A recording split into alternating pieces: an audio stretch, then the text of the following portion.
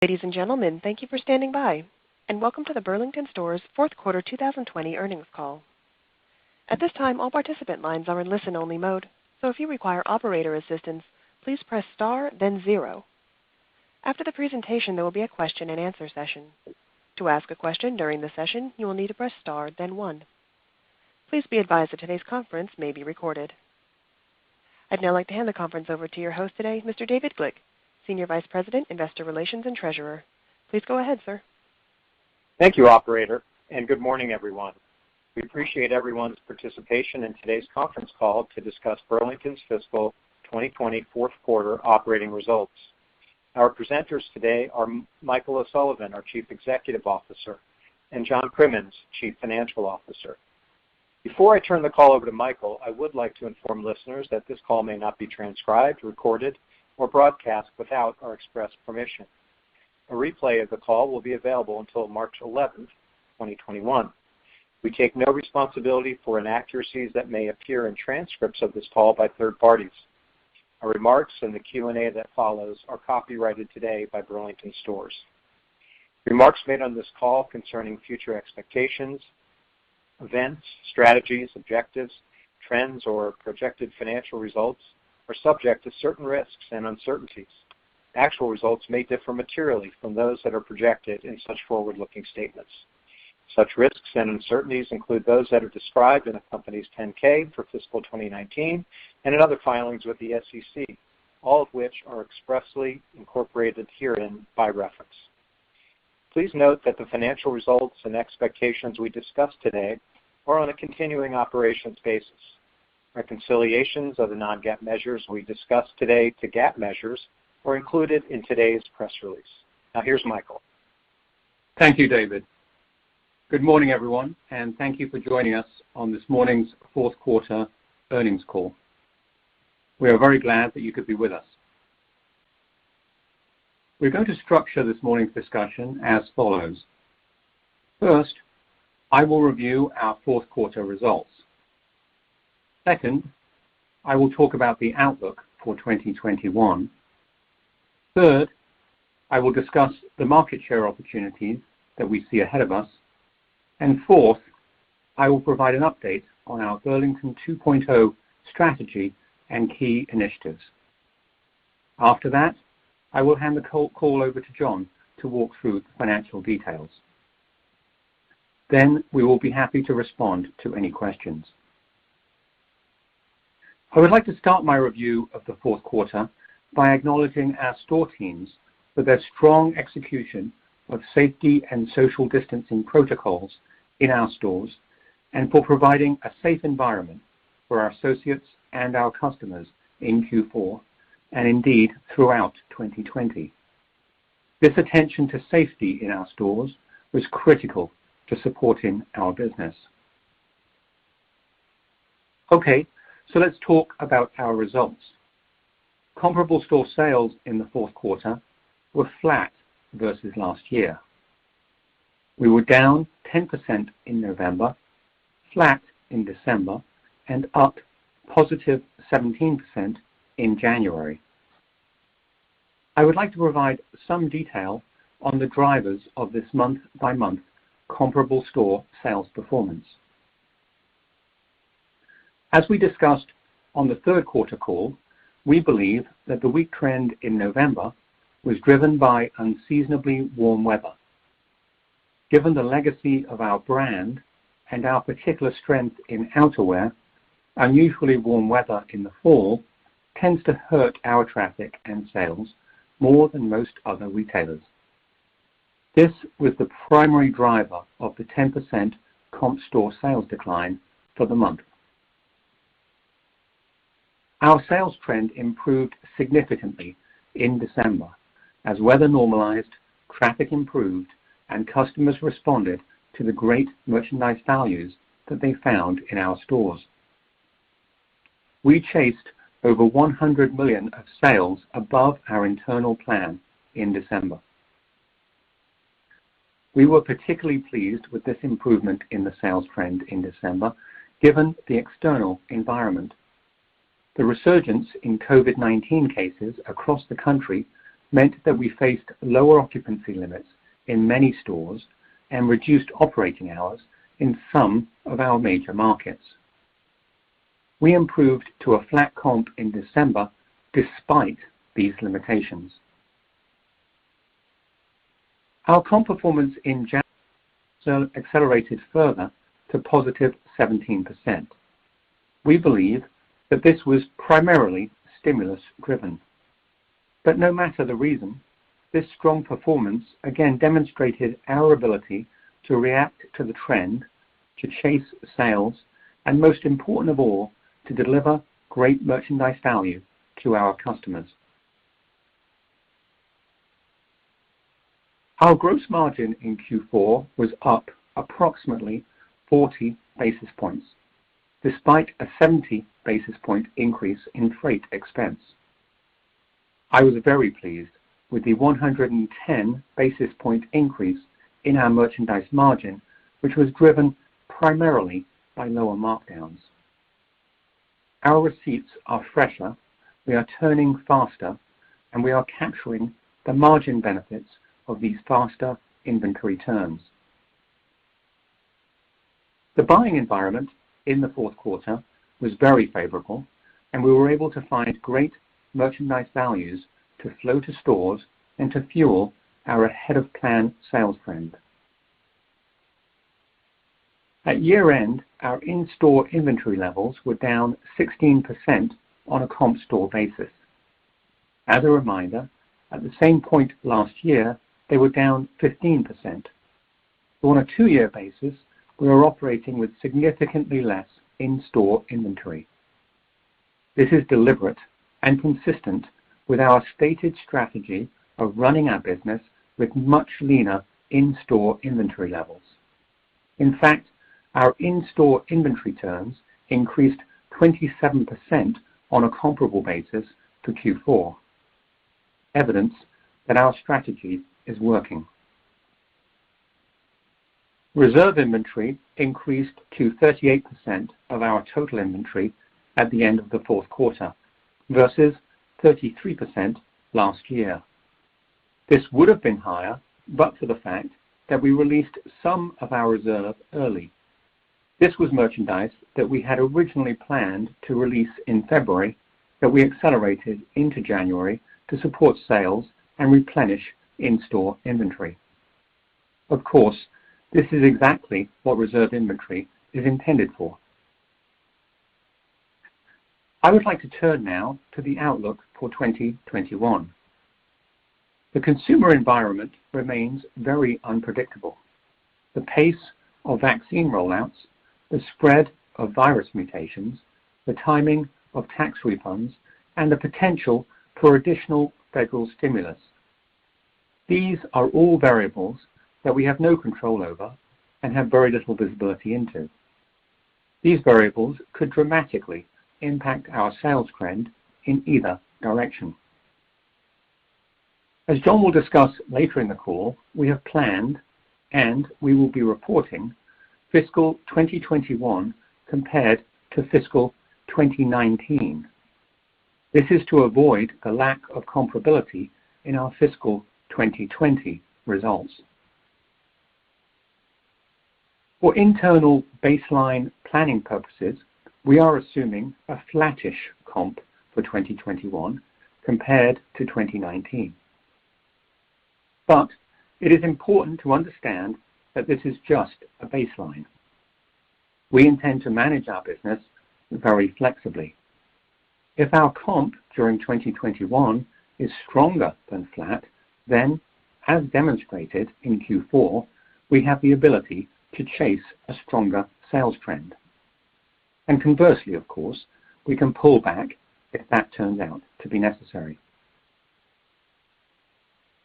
I would like to move on now to talk about the exciting longer-term market share opportunities that we see ahead of us.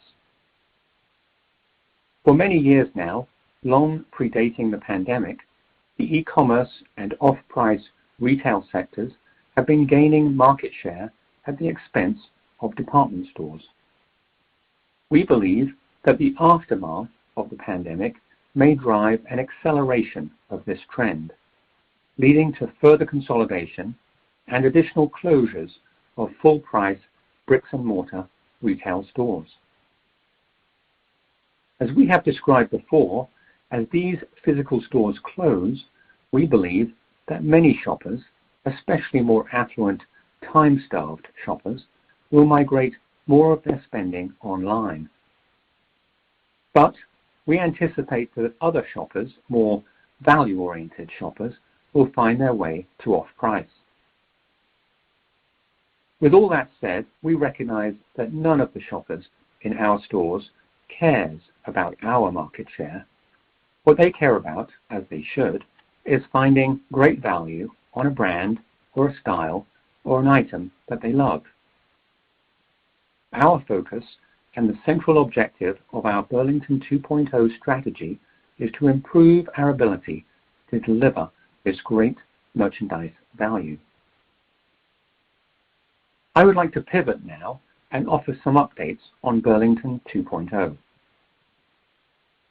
As I said earlier, we believe our strong performance relative to our expectations in Q4 was primarily driven by the successful execution of our core Burlington 2.0 strategies, delivering great value to customers by tightly managing liquidity, chasing sales, buying opportunistically, operating with lean inventories, getting fresh receipts to the sales floor as fast as possible, and flexing our store model based on receipts and traffic. As we move into 2021, we will continue to look for ways to refine and improve our execution of these key strategies.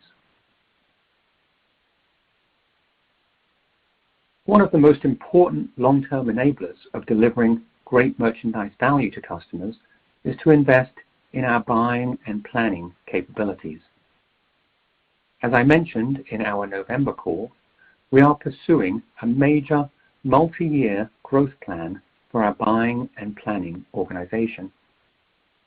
We are heavily investing in these capabilities and will be growing this organization at a much faster rate than sales. This expansion will happen across all merchandise categories and in each of our buying offices. The growth will be especially significant in our New York City and our West Coast buying offices. Headcount in both these locations will grow several-fold in the next few years. We have very strong vendor relationships today, but we want to further expand and develop these key partnerships. We recognize that, in some cases, having a stronger on-the-ground presence in New York City and Los Angeles will help us to achieve this. The final update that I would like to provide is on our real estate strategy. As discussed on our November call, our real estate and store operations teams have done a lot of work in the past year on a 25,000 square foot store prototype. We are excited about this prototype. We expect that about a third of our new store openings in 2021 will be in this format, and that over time, this smaller prototype will grow to represent the majority of our new store openings. Of course, the key enabler of moving to this smaller prototype is to operate with leaner in-store inventory levels. When you have less in-store inventory, you need less physical space. This has significant economic benefits, translating to lower occupancy costs and higher operating margins. The smaller prototype also provides important strategic benefits, increasing the pool of potential real estate sites and providing the opportunity to open profitable stores in more locations around the United States. We are very excited to announce that, based on these factors, we are raising our long-term potential store count to 2,000 stores from our previous goal of 1,000 stores. As a reminder, we had 761 stores as we began this fiscal year. So clearly, we have a lot of runway and opportunity ahead of us. Bringing it back to this year, as John will describe in a moment, we plan to open approximately 100 new stores in 2021, while closing or relocating approximately 25 stores for a total increase of 75 net new stores. Moving forward, we will continue to evaluate the pace of new openings each year. Now, I would like to turn the call over to John to provide more detail on our financials. John? Thanks, Michael, and good morning, everyone. Let me start with a review of the income statement. For the fourth quarter, total sales increased 4%, while comparable store sales were flat. The gross margin rate in the fourth quarter was 42.5%, an increase of 40 basis points versus last year's rate of 42.1%. This improvement was driven by a 110 basis point increase in our merchandise margins, which was attributable primarily to a reduction in markdowns. This merchandise margin increase more than offset a significant increase in freight expense, which increased 70 basis points over last year's rate. Product sourcing costs, which include the cost of processing goods through our supply chain and buying costs, were $143 million in the fourth quarter of 2020 versus $89 million last year, increasing 230 basis points as a percentage of sales versus last year. Higher supply chain costs accounted for 180 basis points of this deleverage. This was consistent with the expectations that we discussed in our third quarter call last November. The major drivers were higher wage rates, higher wage incentives, the impact of lower AUR and product mix, and inefficiencies caused by safety protocols and the general disruption in the flow of receipts across the global retail supply chain. The balance of deleverage in product sourcing costs came from higher buying costs. This is consistent with Burlington 2.0 and our strategy of investing in our merchandising capabilities. Adjusted SG&A was $554 million versus $499 million last year, increasing 160 basis points versus the prior year. SG&A deleverage was primarily due to increases in store-related and corporate costs, including $39 million in COVID-related expenses. Adjusted EBIT decreased by $70 million to $224 million. All of this resulted in diluted earnings per share of $2.33 versus $3.08 last year. Adjusted diluted earnings per share were $2.44 versus $3.21. During the quarter, the company paid down the $250 million previously outstanding on its ABL facility, ending the fourth quarter with no outstanding balance. We ended the period with available liquidity of approximately $1.9 billion, including approximately $1.4 billion in unrestricted cash and total balance sheet debt of approximately $1.9 billion. Before I provide our outlook, I wanted to comment on how we are approaching planning our business and reviewing our performance during this year. As you know, fiscal 2020 was a highly unusual and volatile year, making comparability of fiscal 2021 results to fiscal 2020 very difficult. Accordingly, not only are the plans we have developed benchmarked against fiscal 2019, but our comparable store sales results and many of the financial measures we will be reporting in fiscal 2021 will be compared to fiscal 2019 as well. Given the uncertainty caused by the ongoing pandemic, we are not prepared at this time to give specific sales or earnings guidance for fiscal 2021. That said, we can provide some guidelines to help you model fiscal 2021. Let's start with sales. As Michael said, for internal planning purposes, we are using a baseline of flat comp in fiscal 2021 versus fiscal 2019. In a moment, we will discuss the cost headwinds that we expect to face in fiscal 2021. But before we do that, it's important to call out that as we compare 2021 to 2019, we will have naturally incurred 2 years of expense growth. Typically, on a flat comp, our EBIT margin would decline 20 to 30 basis points on a 1-year basis, or 40 to 60 basis points over 2 years of expense growth. Staying with sales for a moment, as you think about total sales growth for FY21 versus FY19, you should factor in 2 years of new stores over that time period, 34 net new stores in fiscal 2020, and 75 planned net new stores in fiscal 2021.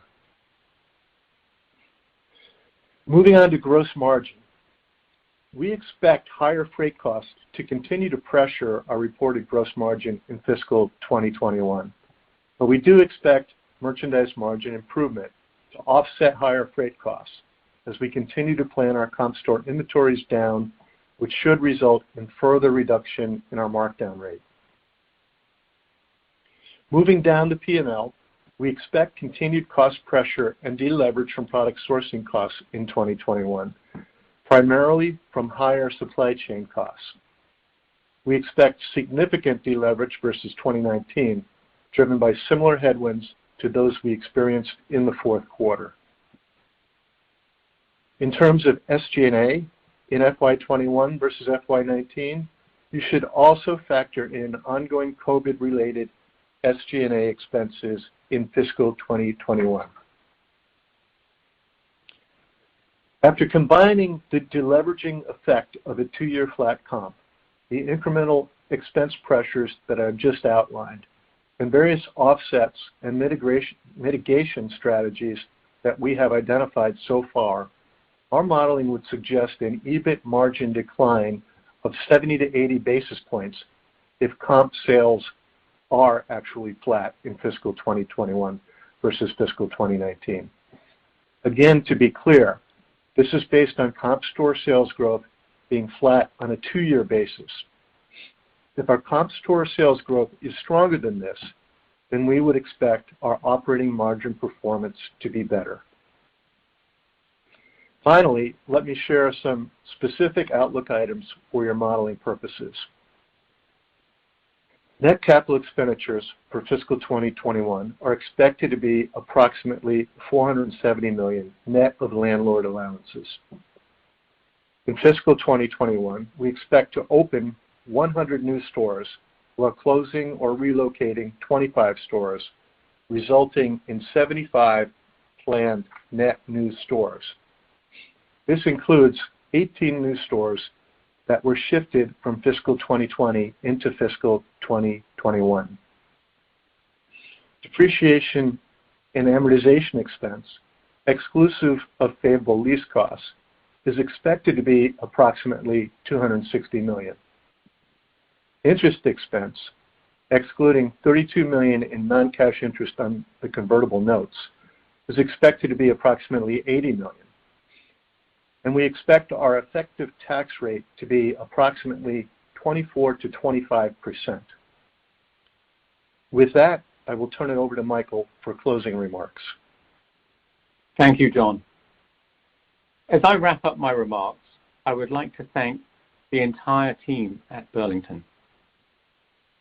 It is an understatement to say that we operated in a very difficult environment in 2020. I am proud of how the Burlington organization handled these challenges, and I'm amazed at the progress we made on our strategic priorities. To express this appreciation, we announced earlier today that we will be paying a special thank you bonus to the majority of our store, supply chain, and corporate office associates in recognition of their hard work and commitment in 2020. This is a very exciting time for us at Burlington. We are all energized by the significant growth opportunities we see ahead of us and by the strategies we are pursuing to go after these. With that, I will turn it over to the operator for your questions. Operator? Ladies and gentlemen, if you'd like to ask a question at this time, please press the star, then the number 1 key on your touch-tone telephone. To withdraw your question, press the pound key. In the interest of time, we ask that you limit yourself to 1 question and 1 follow-up. Our first question comes from Matt Boss with J.P. Morgan. Great, thanks, and congrats on the material improvement. So, Michael, first, how did you arrive at the baseline comp assumption that you're using for planning purposes this year? And more so, could you just elaborate on your thinking behind this forecast overall? Sure. Well, Matt, good morning. Great to hear from you. I guess there were really 2 main thoughts behind this baseline. Firstly, I should reiterate, 2021 is a very difficult year to forecast. There are a number of potential positives, the rollout of vaccines and the potential for additional stimulus spending, but there are also some risks and some negatives, the possible spread of additional variants, the continuing high unemployment rate, so a lot of uncertainty. But with all that uncertainty, we need a baseline that we can plan against, but one that will give us flexibility so we can chase the trend if our comp growth turns out to be stronger, or we can pull back if we need to. Our feeling is that by starting with a flattish baseline, we can move in either direction. So that was the first thought. The second thought is that our recent trend gives us confidence that this is a good baseline to start with. So let me talk about Q4, and then I'll talk about the quarter to date. So Q4, obviously, we just reported a flat comp for Q4, but there are a couple of important puts and takes to this number. We know that the federal stimulus checks helped us in January, and conversely, we also know that the unseasonably warm weather really hurt us in November. After adjusting for these specific factors, we estimate that our underlying comp store sales trend in Q4 was down around 1%, so minus 1%. The other data point is our quarter-to-date trend. Now, I caution you, we're only, 4.5 weeks into a 13-week quarter, but at this point, our quarter-to-date trend is flat. In other words, at this point in the quarter, our trend is consistent with the baseline plan that I've just described. So I guess to summarize it, 2021 going to be a tough year to forecast. Lots of things that could happen that could help or hurt sales. And what we need to do is to plan our business and be ready to react to a stronger or weaker trend as we did in Q4. And given the data that we have right now, it feels like a flat comp seems like a reasonable assumption for baseline planning purposes. That's great. And congratulations on the performance in February, particularly given the weather that I know certain parts of the country have seen. As a follow-up for John, how best to think about 2021 margin pressures, maybe in the context of your goal to close the margin gap versus peers over time? Meaning, do you see any structural barriers that might make this more difficult? Yeah, good morning, Matt. Thanks. It's a good question. I think maybe the best way to answer it might be to separate out into 2 different time periods. First, the period from now until we kind of get through the whole pandemic thing, and then that could be maybe the next 12 months. And second, the period after we emerge from the pandemic, so that's probably 2022 and beyond. For that first time period, maybe up to the next 12 months, hopefully a little shorter, the sales trend is still going to be really difficult to predict. Traffic into our stores is probably going to continue to be off. The industry-wide supply chain issues that we're seeing are probably going to continue, putting pressure on freight and supply chain expenses. And the various COVID-related safety measures that we have in our stores and distribution centers will likely need to remain in place for some time. As I said in the prepared remarks, if you combine the deleveraging effect of a 2-year flat comp plus the expense pressures and the various offsets that we've identified, this would suggest an EBIT margin decline of 70 to 80 basis points if comp store sales are actually flat in 2021 versus 2019. As we said previously, we typically don't expect margin leverage unless we achieve a 2 to 3% comp sales growth in a year. So for 2021, this would require 2-year comp growth of 4 to 6% versus 2019. If the recovery from the pandemic were to accelerate over the next few months and our comp trend were to pick up, then we could be back on track. But that all depends on external factors, well beyond what we can actually control. All right, so let's switch over and talk about the subsequent time period after the pandemic. At this point, when that's all behind us, we don't see any structural expense changes that would interfere with our longer-term margin opportunity. As we've discussed in the past, we see 3 main drivers of operating margin improvement. Of course, the first one is sales. Higher sales productivity drives leverage. There are a number of steps that we're taking to drive sales, focusing on wow values, tightly controlling liquidity, chasing the sales trend, going after great opportunistic buys, and investing in our merchandising capabilities. So the second piece would be gross margin. We think we have a significant opportunity to continue to turn our inventories faster than we have historically. And by doing that, that's going to drive lower markdowns. I think we demonstrated that pretty well in Q3 and especially in Q4 of 2020. And that gives us a lot of confidence that we have additional opportunity to increase our turns. The third point I'd mention is occupancy costs. You know, our stores are bigger than less productive than our peers. Driving higher sales will help, but as we discussed in our prepared remarks, we also see significant opportunity to reduce the size of the store, which in turn would reduce occupancy costs in our stores over time. With Burlington 2.0, we have specific initiatives in place to go after each of these opportunity areas.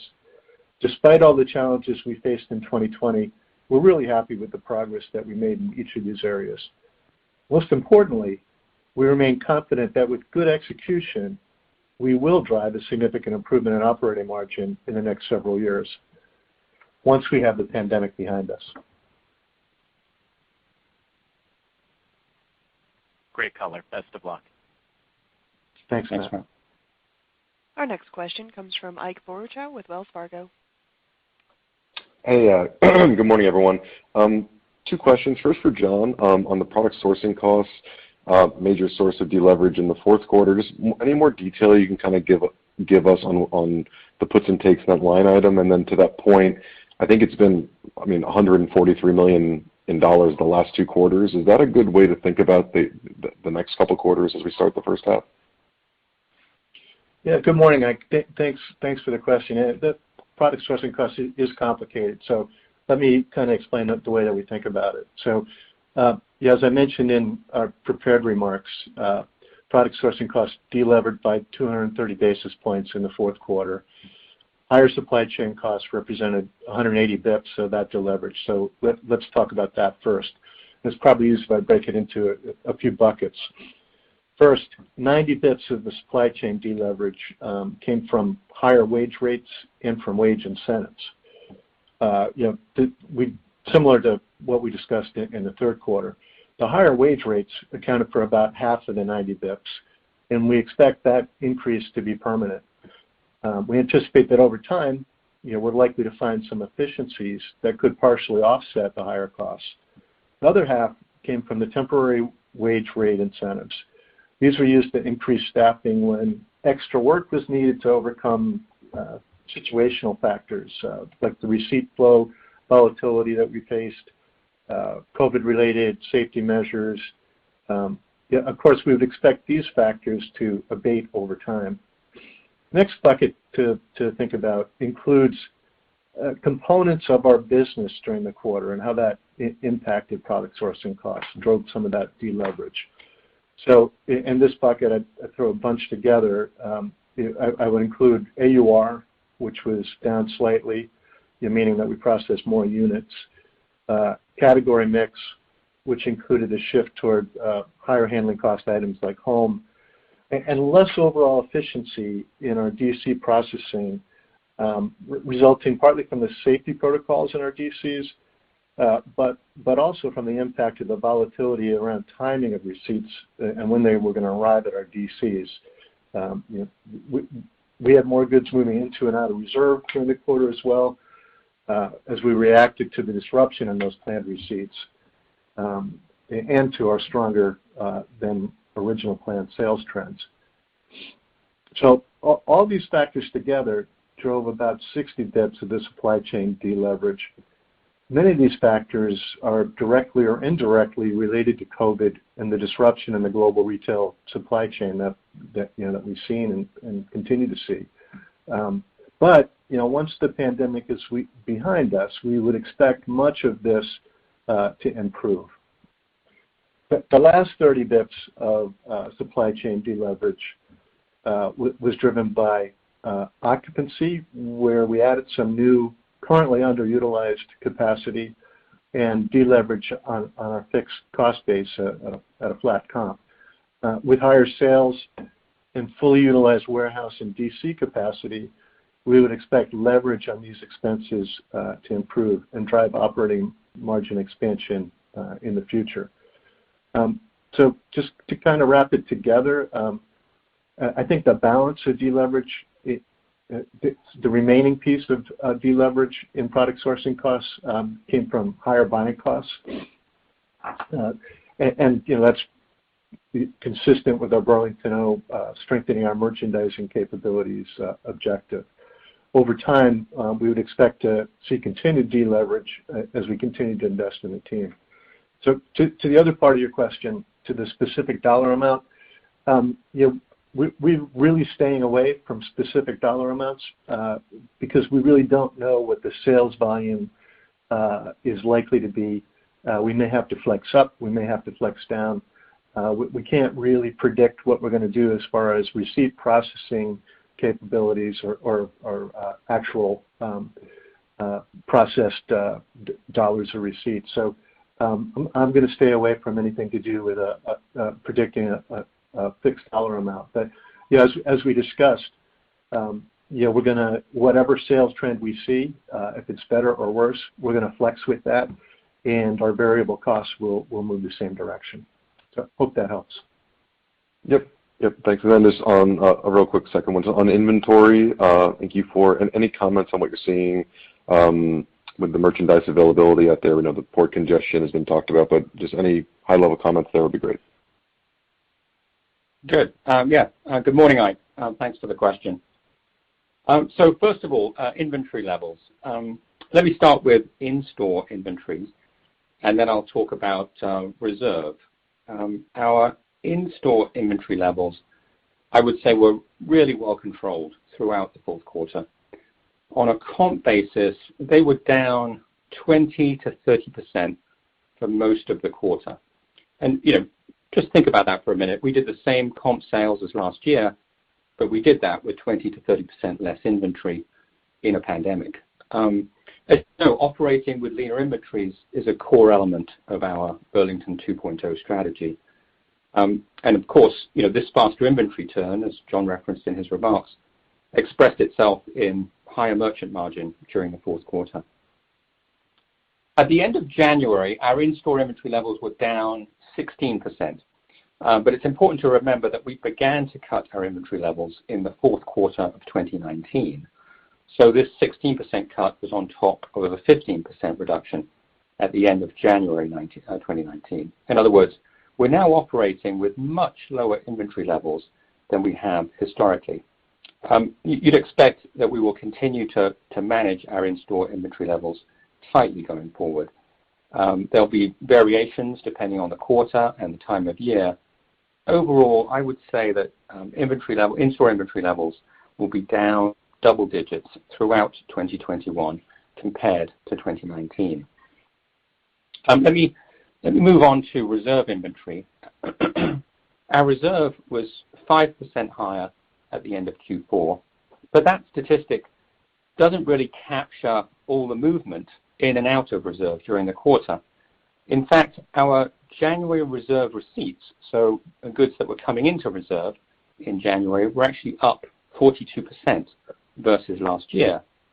But what happened, of course, is that our reserve releases were up even more. They were up 62% versus last year. So reserve releases being goods that came out of the reserve.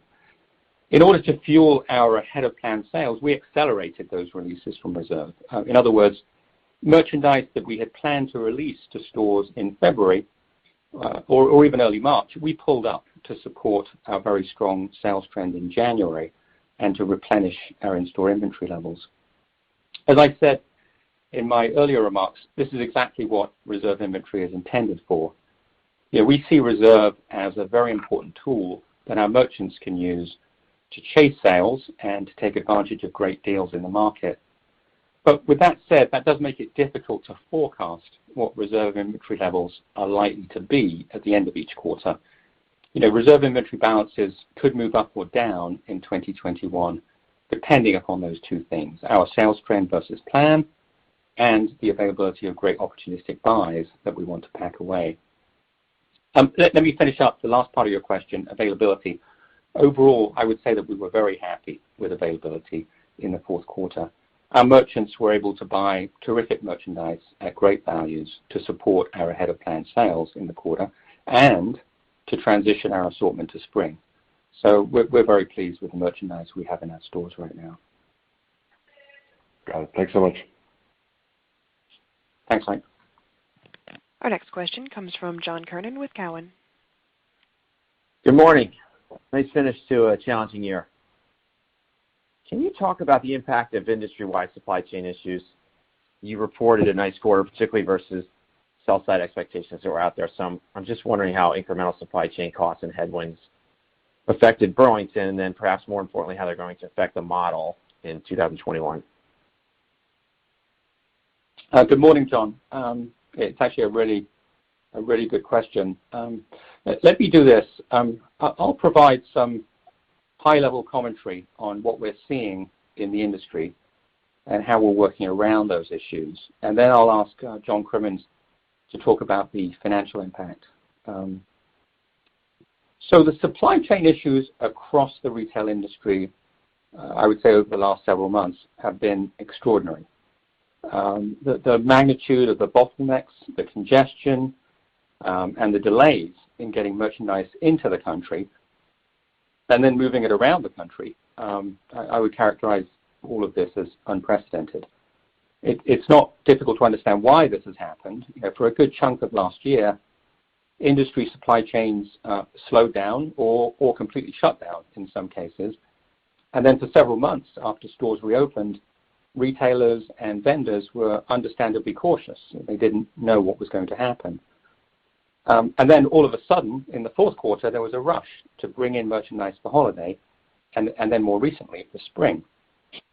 Now you add to all of that the ports, the major transportation hubs, and the vendors' warehouses have struggled to operate at normal capacity because of COVID-related precautions or because of staffing issues. A few months ago, I would have said that the situation would probably correct itself once we got through holiday. That did not happen. There are still very, very significant industry delays coming through the ports, the transportation hubs, and our vendor warehouses. To cope with these issues, we've had to juggle the timing of purchase orders, reserve releases, and inbound receipt flow. I feel like we lived through a version of this last summer, and we learned some important lessons. It's been very challenging, but I would say our buying, planning, and supply chain teams have really been able to stay on top of it, and we've been able to get the receipts that we need to support our sales trend. Even though we've been able to manage through these issues, there's clearly a financial impact in terms of higher freight rates and supply chain expenses. And in a moment, I'll let John provide more detail on how those might impact us in 2021. But before I hand off to John, let me make one final point. Usually, these situations where merchandise orders are disrupted or delayed, usually these situations end up expressing themselves in terms of increased off-price supply. Once these issues unwind, and of course they will unwind, but maybe not for a little while, we think this could be a very, very good off-price buying opportunity. Okay, I'll let John Crimmins talk about the financial impact. Yeah, thanks, Michael. Good morning, John. Thanks for your question. So, I guess obviously there's two areas on our P&L that are impacted by all this stuff, freight and supply chain. And I've already talked quite a bit about Q4, so I'll focus a little bit more on the potential impact in 2021. Yeah, as Michael was describing, these industry-wide supply chain issues haven't gone away now that we're in 2021. Continues to be huge pressure on the ports, on rail and trucking systems across the country. And obviously this has had a significant impact on freight costs. We don't believe that all or even most of this cost pressure is permanent, and we would expect that at some point supply and demand for freight is going to return to some kind of an equilibrium. But we really don't know when that's going to happen. So our expectation is that we'll be facing similar headwinds to what we saw in the fourth quarter and what we've seen so far this year well into 2021. As I said earlier, talking about gross margin for 2021, we believe that we should be able to cover these higher freight costs through higher merchant margin, driven primarily by the opportunity we see to have lower markdowns again this year. Okay, let me move on to supply chain costs. The main impact of industry-wide issues on our supply chain is that they create unpredictability in receipt flow. This unpredictability causes inefficiencies in our distribution centers. To deal with the kind of ups and downs, ebbs and flows, we have to add shifts and weekends to be staffed whenever the receipts actually do show up in our DCs and or even through to get them out to our stores. This drives up overtime, and it's driven some of the other wage incentives that we have in place that we talked about. Once the industry-wide situation normalizes, we would expect these expense pressures to go away as well. But again, there's no sign of that happening yet, so these costs could be with us for some time. Just one more comment, and I'm probably just going to echo something that Michael just said. At some point, these industry-wide issues and delays will resolve themselves, and when they do, this could be a really good off-price buying opportunity. So yeah, the situation is driving expense headwinds for us now, but there could be a nice silver lining for us in the future. That's helpful. Thank you. Our next question comes from Lorraine Hutchinson with Bank of America. Thanks. Good morning. I'm interested to hear more about the increase in your store potential. Can you talk about what the thinking was behind that? How did you come to the 2,000 store number, and how confident are you in this potential? Well, good morning, Lorraine. Thank you for the question. We've done a lot of work on this topic over the last 12 months, and we're very excited about this opportunity. As you know, our previous target of 1,000 stores have been in place for a while, but that estimate is pretty dated. It was based on a set of assumptions around store prototype, store economics, and market share opportunity that really no longer apply. Let's start with the store prototype. As we talked before, we're introducing a new, smaller 25,000 square foot store prototype. Our real estate, merchandise planning, and store operations teams have collaborated they've done some really great work to develop detailed operating plans for this prototype. Over the next couple of years, we expect that this smaller format will become a central element in our new store opening plans. And as I described in my remarks, the key enabler of moving to this smaller format is to operate with leaner in-store inventory levels, which is obviously a core element of Burlington 2.0. The smaller store prototype, not surprisingly, has some significant economic benefits, and John referenced this in his remarks. The smaller footprint, drives lower occupancy costs, and of course, this means higher operating margins. The smaller footprint also means improved real estate availability for new stores and relocations. We worked with a specialist third-party analytics firm to analyze the information on our new store prototype, together with data on the demographics of our target customers. We then combined that analysis with what we're seeing in the marketplace in terms of retail real estate opportunities. The updated store count potential that we announced today is based upon all of that detailed modeling. The final point to make, though, is that with this kind of exercise, with this kind of modeling, it's important to do a reality check. Is this opportunity real? Is there enough market share opportunity to support 2,000 Burlington stores? So in addition to the detailed modeling that I've just described, we looked very closely at how retail market share might evolve over the next several years. What will happen to the share of department stores, specialty stores, and mall-based retailers? Of course, we also looked at how successful e-commerce is likely to be in penetrating the categories that we compete in at the price points we offer and with the customer segments that we serve. The bottom line from all of this analysis is that we feel very confident about the market share opportunity that we have ahead of us, and very confident about our potential to get to 2,000 Burlington stores. Thanks, Michael. And then can you share any additional details on the economics of the 25,000 square foot prototype? Yeah, sure, Lorraine. I'll take that question. So, it's as we've kind of described, just operating in a smaller box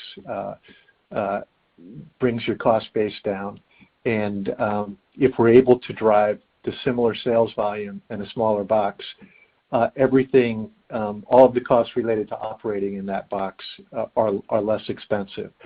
So, the performance that we've seen over the last, really it's been for a couple of years for us, but particularly in the second half of the year when we've really been operating with very lean inventories and driving sales volumes, really gives us additional confidence that we should be able to operate in these smaller stores and deliver very similar sales levels to what we have in some of our larger boxes.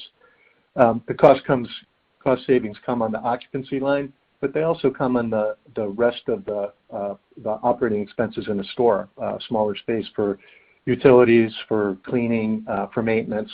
So all of those things help the overall performance of the store. And these will become a tailwind as we look to continue to improve our overall operating margins. So we're really excited about the opportunity that we have there. As Michael said, there's a lot of additional sites that become viable for us in a smaller store format. So we see it as kind of a top line driver as we are able to find more sites and open more stores, and a driver of operating margin expansion improvement as we'll be able to have four-wall operating margins at a higher level when we're driving similar sales in a less expensive operation. Thank you.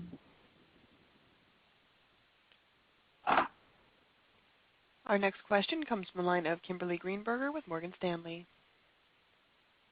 Great. Thank you so much for taking the question.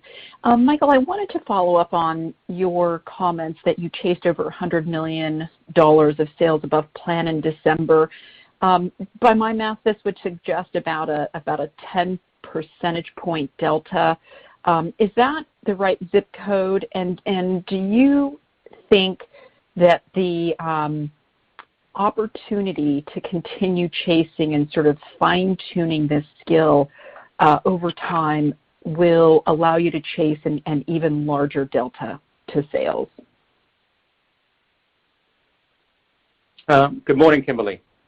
So yeah, your math is right. We do approximately, actually just over $1 billion in December. We came into the fourth quarter. You'll remember actually in November we were running a comp of -10. So that was actually our original plan for the fourth quarter. We saw no reason why that would be better at the time. In fact, in mid-November, people were getting very anxious about the upsurge in COVID-19 cases around the country. So our original plan going into December was -10. We, as you correct, the math is right, but we ran 10 points above that to hit that to December. Yeah. Obviously that required a lot of work for the planners and the merchants and supply chain to go out there and find that merchandise and flow it to stores and to support sales. And some of that, as you will have heard, was moving around reserve releases, which helped us as well. Now, in terms of your question of, can we chase more than that?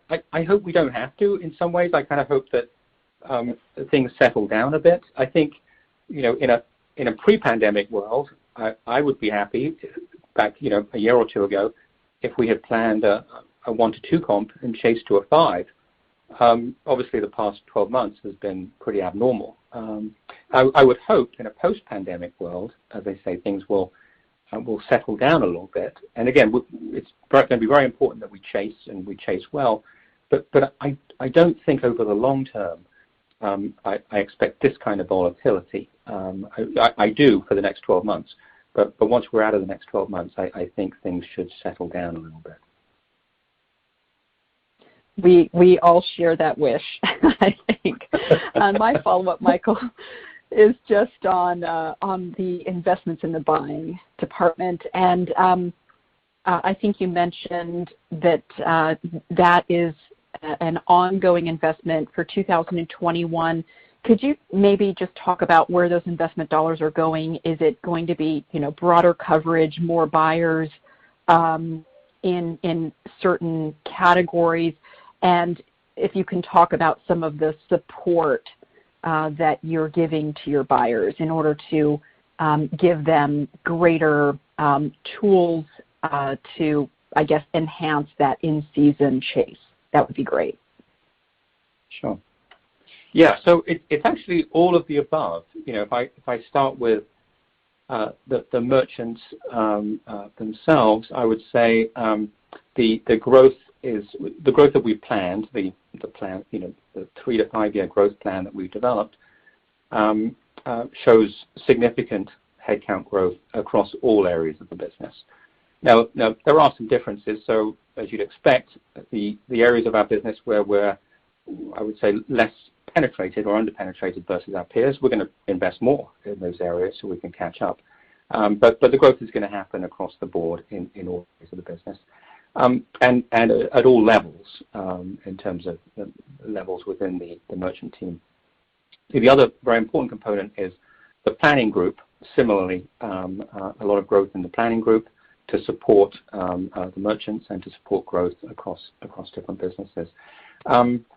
I called out in my remarks that the growth will be disproportionately high in our New York City buying office and our West Coast buying office. Our New Jersey buying office will also grow, but not to the same degree as New York and California, for the reason I described in the prepared remarks. And then on your point, your question about support, I think that's a really good question, because we've been putting a lot of thought and we're going to be putting a lot of investment into supporting our merchant teams. And that support takes a number of different forms: professional development, training, giving the buyers better tools, better visibility into their business, making some improvements to our merchandising and planning systems so we can react more quickly to what we're seeing. And then also on the sort of the operating side of things, sort of making sure that the interface between our merchant teams and our supply chain organization works as smoothly as it can. So a lot that we're doing in that area. Very exciting. Thanks so much. Thanks, Kimberly. Our last question will come from Michael Binetti with Credit Suisse. Hey guys, good morning. Congrats on a great holiday and obviously a tough environment. Michael, I want to talk to you. You know, the opportunity here that's so attractive to the investment community, what has been to close the 300 to 400 basis point gap that you have versus the off-price peer group. And that was at the 1,000 store target. And I know it's early, and you just told us about 2,000 today, but I'm curious what adding 1,000 stores to the long-term fleet does to that margin target. Sure. Well, good morning, Michael. I think I'd anchor my answer to that question by sort of going back to the framework that John Crimmins used a bit earlier when talking about sort of the margin gap, quote unquote margin gap. So you know, John outlined 3 levers to sort of close that margin gap. Number 1, driving sales. And that really means driving comp store sales. And we talked a lot about all the things we're doing to try and drive comp store sales. Secondly, gross margin, and you know the key element there is really a tighter inventory control and therefore driving faster turns. And then the third bucket, which is the one that relates most closely to your question, is occupancy costs, where we feel like our stores are bigger, less productive than peers, and as we cut inventory levels, we've got an opportunity to move into smaller boxes. So bringing it back to your question, how does the 2,000 store, the increase to 2,000 stores help us? It helps us in the sense that it opens up more of those opportunities. It gives us the chance to increase the pace of our new store openings. So obviously, as we said in the remarks, we're planning 100 gross new stores this year. That will net to 75, but that's a lot more than we've opened historically. And opening stores more rapidly like that gives us the chance to go after that operating cost opportunity more rapidly, if you like. So that's how I would think about it. Yeah. So I guess, Michael, let me. Oh, go ahead, John. Michael, if I could just add one thing to that, as we consider, new store sites, one of our financial hurdles is for the individual store to be accretive to the company's EBIT margin. So, it's kind of built into the way we think about what stores to move forward on. We're very conscious of that operating margin opportunity. So as Michael described, we'll have more of these stores that almost by definition, if we're going to approve them, should be helping us close the operating margin gap. So. Okay. Thanks for that, John. And then if I could just ask one follow-up, Michael, maybe talk about the journey since you've been here now. John referenced the 2 to 3 point same-store sales leverage point that you guys have always spoken to in the past, and you spoke about the annual cost inflation, natural inflation. I guess the evolution of that 2 to 3 point leverage point is the input to closing that margin gap versus peers. So, it was obviously impressive that you sold the same revenue in goods this year with 20-30% less inventory. So obviously a lot of progress has been made already. What is the evolution versus when you got here of that 2 to 3% leverage point today? And based on the investments that you talked about for this year, where will that be at the end of this year as we start looking out to more normal years ahead? Sure. It's a great question. I would say the journey over the last, I've been at Burlington almost 18 months. I would say the journey over the last 18 months has not quite been the journey that I expected when I started. I feel like the fundamentals haven't changed. The opportunity actually, in my view, is now greater than I thought back then. And the strategy we're pursuing is very similar to what we talked about actually a year ago before the pandemic happened. Everything we've talked about today, we were talking about a year ago. All that's really happened, I say all that's really happened, it's quite a big thing, is we've had this very significant event that's happened over the past 12 months.